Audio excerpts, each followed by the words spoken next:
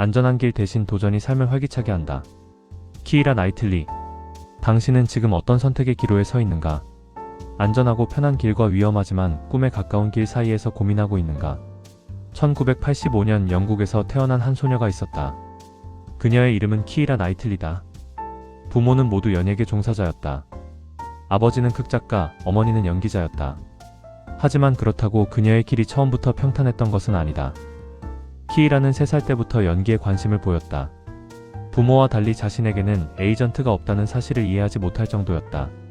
6살이 되자 소원이 이루어져 에이전트를 구했고 작은 배역들을 맡기 시작했다. 하지만 10대가 되면서 그녀는 중요한 선택을 해야 했다. 친구들처럼 안전하게 학업에 집중할 것인가, 아니면 불확실한 연기의 길을 택할 것인가. 키이라는 과감한 결정을 내렸다. 대학 진학을 포기하고 연기에 모든 것을 걸기로 한 것이다. 주변 사람들은 걱정했다. 연기자로 성공할 확률이 얼마나 낮은지 모두가 알고 있었기 때문이다. 하지만 키이라는 안전한 길보다 도전을 선택했다.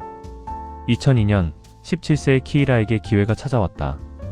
밴드 잇 라이크 베컴이라는 영화였다. 이 작품으로 그녀는 주목받기 시작했다.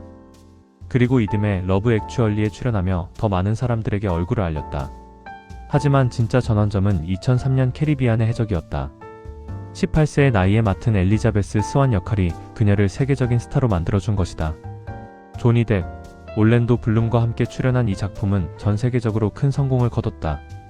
그 후 키이라는 킹 아더, 오만과 편견, 어톤먼트 등 다양한 작품에 출연했다. 특히 오만과 편견으로는 아카데미 여우주연상 후보에 오르기도 했다. 2008년에는 할리우드에서 2번째로 높은 개런티를 받는 배우가 되었다. 키이라 자신도 나중에 말했다.